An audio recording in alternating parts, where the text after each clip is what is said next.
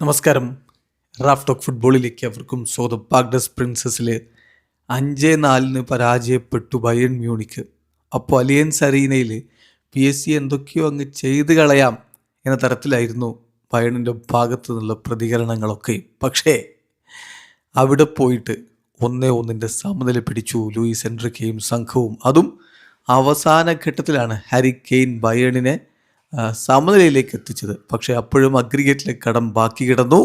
അങ്ങനെ ഈ സീസണിൽ മിന്നും ഫോമിൽ നിൽക്കുന്ന ബയേൺ മ്യൂണിക്കിനെ പരാജയപ്പെടുത്തിക്കൊണ്ട് അഗ്രിഗേറ്റ് പരാജയപ്പെടുത്തിക്കൊണ്ട് PSG വീണ്ടും യുവേഫ ചാമ്പ്യൻസ് ലീഗിൻ്റെ ഫൈനലിലേക്ക് എത്തിയിരിക്കുന്നു. അലിയൻസ് അരീനയിൽ 1-1 സമനില. അഗ്രിഗേറ്റ് 5-6 PSG ജയം.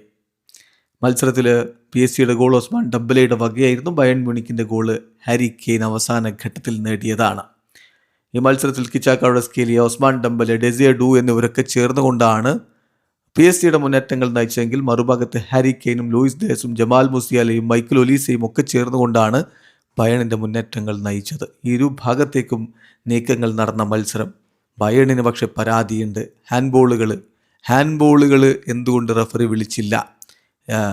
അതിൽ പോർച്ചുഗീസ് താരങ്ങളുടെ ദേഹത്ത് കയ്യിൽ കൊണ്ട ബോളിന് പോർച്ചുഗീസ് റഫറി ഹാൻഡ്ബോൾ വിളിച്ചില്ല, പെനാൽറ്റി കൊടുത്തില്ല, റെഡ് കാർഡ് കൊടുത്തില്ല എന്നൊക്കെ വരെ പരാതിയുണ്ട്. കളിക്ക് ശേഷം കിമ്മിച്ച് റഫറിയുടെ നേരെ പോയി ചെയ്തു, അതിന് യെല്ലോ കാർഡ് കൊടുക്കുകയും ചെയ്തു. അങ്ങനെയൊക്കെയുള്ള സംഭവങ്ങൾ ഉണ്ടായിട്ടുണ്ട്. വിൻസെൻ്റ് കോമ്പനിക്കും റഫറിങ്ങിൻ്റെ കാര്യത്തിൽ പരാതിയുണ്ട്. സംഗതി എന്തായാലും കളി തുടങ്ങി 3-ാമത്തെ മിനിറ്റിൽ തന്നെ ഒസ്മാൻ ഡംബലയിലൂടെ PSG ലീഡെടുത്തു. ആദ്യ പകുതി അവസാനിക്കുമ്പോൾ ഏകപക്ഷീയമായ ഒരു ഗോളിന് അവർ മുന്നിലായിരുന്നു. രണ്ടാം പകുതിയിൽ ഗോൾ മടക്കാനുള്ള ശ്രമങ്ങൾ ബയേൺ നിരന്തരം തുടർന്നു. മറുഭാഗത്ത് PSG നീക്കങ്ങൾ ഉണ്ടാക്കി. എന്നാൽ കളിയുടെ അവസാന ഘട്ടത്തിൽ ഹാരി കെയ്നിലൂടെ ആ ഒരു ഗോളും അടക്കി. പക്ഷേ പഴയ കടം അവിടെ കിടന്നപ്പോൾ ബയേൺ മ്യൂണിക്ക് യുവേഫ ചാമ്പ്യൻസ് ലീഗിൽ നിന്ന് സെമി ഫൈനലിൽ പുറത്തായിരിക്കുകയാണ്. ഏതായാലും ഇനി ഫൈനൽ മത്സരത്തിനായിട്ടുള്ള കാത്തിരിപ്പ് ഈ മാസം അവസാനം വരെയുണ്ട്.